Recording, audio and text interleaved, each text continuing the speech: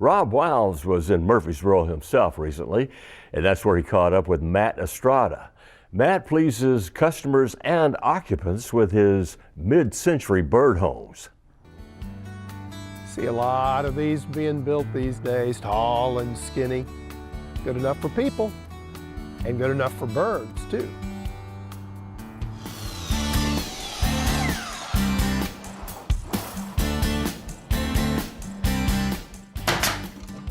I started out as a backyard birder, feeding the birds in the wintertime and providing habitat for them, and that's where the birdhouses started.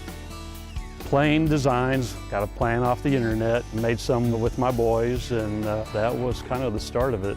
Well, there's more to it than that. There was inspiration. Then I had a dream one night that I was making Frank Lloyd Wright birdhouses. Chirp, chirp, chirp.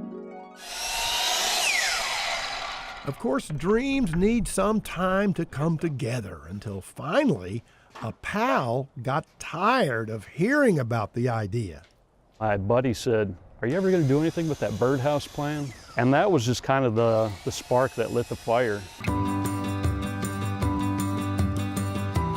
I was a FedEx driver for 30 years. Left there in 2014. It's been 4 years already. And I started the birdhouse business about 6 years ago.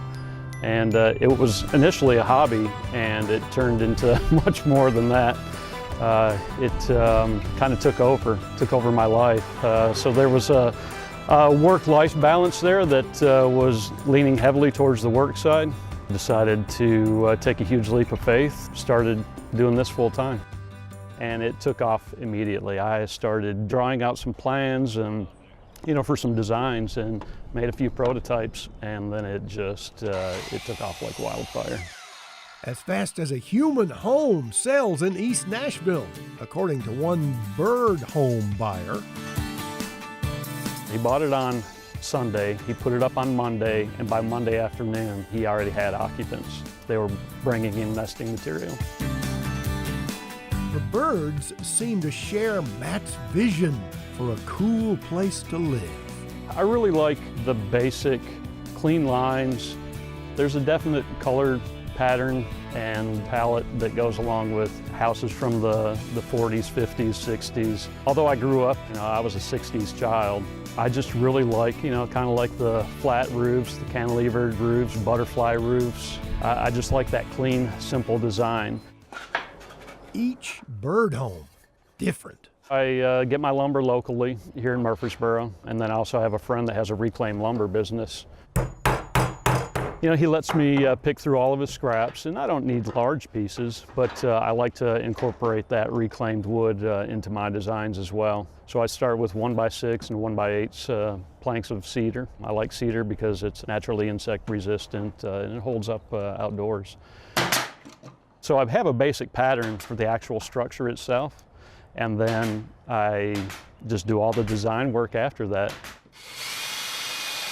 I don't plan out the designs, I get it in my mind. My initial ones I sketched out, but now I just go with it.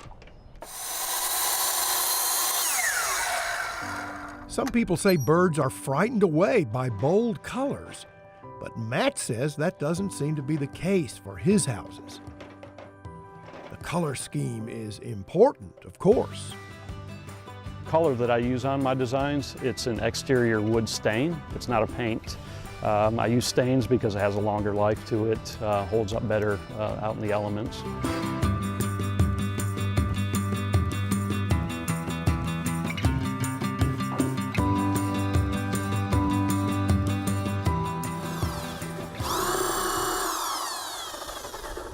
The homes seem to be popular with many varieties of birds.